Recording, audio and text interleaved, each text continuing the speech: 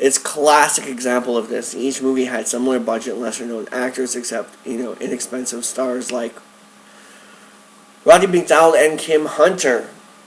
And they came out annually, rolling into TV series and animated cartoons, probably a creative modern marketing blockbuster before Jaws or Star Wars. Hollywood has also always been a business where arts get made, and not the other way around. The model changed at the cost of the external threats like television forced them to adapt. Essentially, they had no difference in themselves.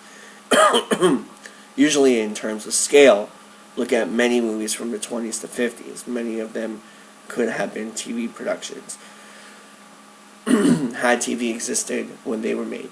The myth that Spielberg and Lucas somehow broke Hollywood is just that.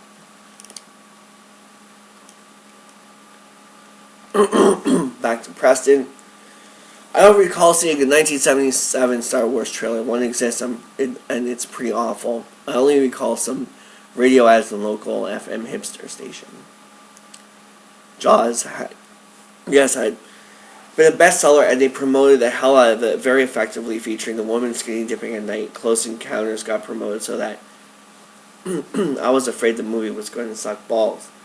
BSN replies, I don't recall seeing this. Blah, blah, blah, blah. I do. The 1977 TV trailer blew me away as a kid as a harbinger for something radically different, and we all noticed it. Antonio Smarter says, I saw a Star Wars trailer before King Kong in December 1976. Preston says, the trailer does look like it was done early because there's no musical score.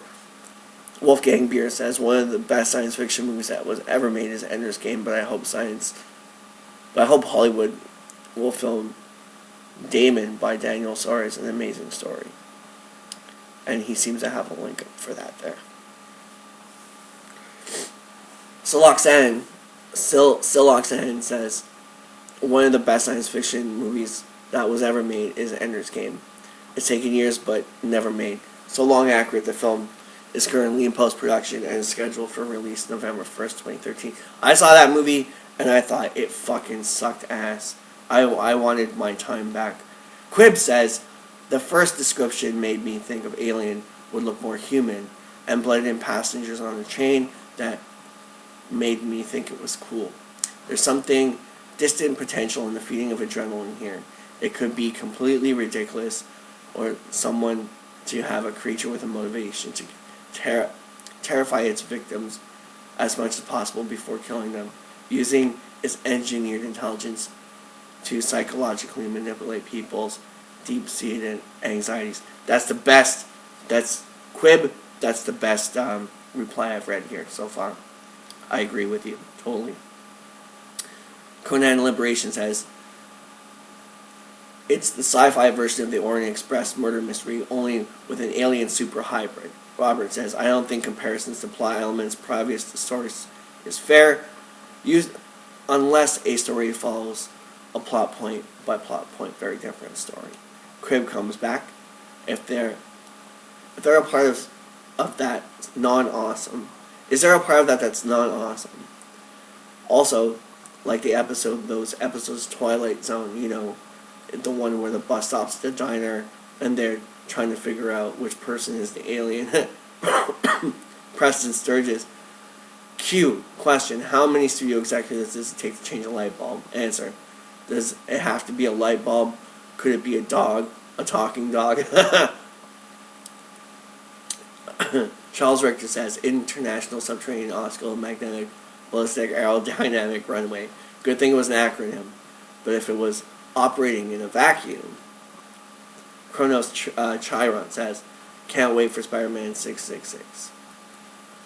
CDN 1971. A friend told me his cousin works in Hollywood and told me that he saw a screenplay for Reimagined Smoking the Bear.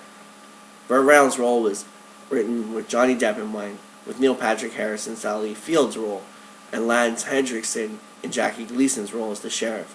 Peter Dinklage was to be his deputy. The script was written with these actors in mind, but also offered alternates. Don't remember who they are. I'm not sure when the screenplay was written, but my cousin mentioned it about 5-6 years ago. The only reason I knew Dinklage was because I saw The Station Master.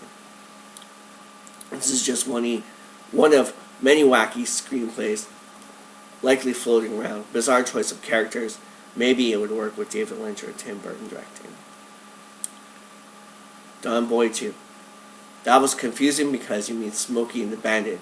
I was expecting Ranger Smith. No, that's Yogi. So I was just all around confused. CDN 71. Yes, Smokey and the Bandit. Not sure where I wrote the bear. Oh wait, Smokey the Bear.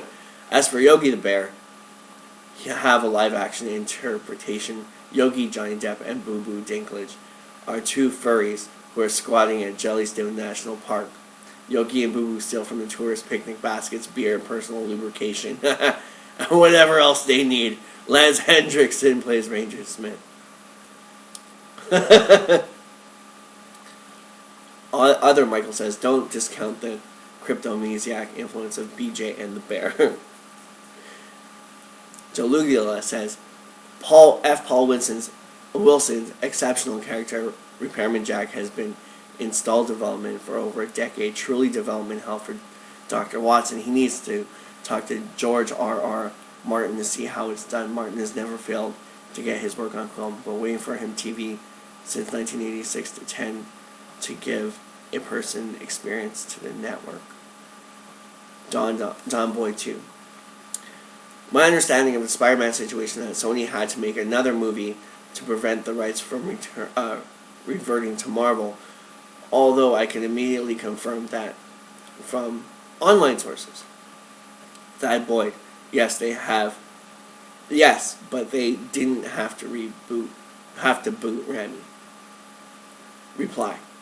Wizardu says. They didn't have to keep him either. It's almost certainly that Mark Webb's salary was far less than Rami's would have been, and since the rest of the cast was being recycled, why not the director?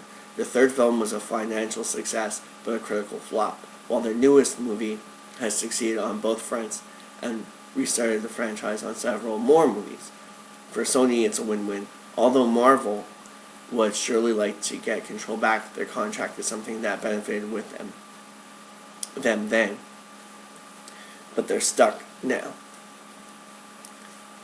Influence of the Tortoise says, an infitude of Tortoise says, 2012, as I recall, was the year one of succession of many. We were supposed to see the adaptation of The Star Is My Destination, or something like that. He was, considering that one could realistically expect from such a thing. I think this shows every sign of being yet another failed 2012 prophecy. KP says, my list, a confederacy of dunces, and he puts up some links. And Necromancer, and he puts up some links. And last but not least, Thad Boyd says, no sooner had Sony finished counting the box office receipts from the last Sam Raimi Spider-Man films, a reboot was announced, taking a most valuable film franchise in a new direction, bringing it to a new generation, or who knows, perhaps simply making the suit, and perhaps the story, a shade darker. But the suit in Spider-Man 3 was black. Sounds like you need to read some more comic books. Alright people, there you have it. Isobar, let me know what you think. Let me know what you think. As always, thank you for accompanying us down this long road. We would be nothing without you. You guys at home, you make all the difference. Thank you for watching. And when we come back, at last, when we come back next week, we're looking at Creed. Yes, we're going to try to decipher Creed and what's going on with Creed.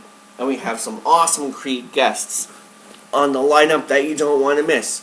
So until you guys, get to see the trailer for that and find out what's going on, I'll just say that there'll be a lot of spoilers.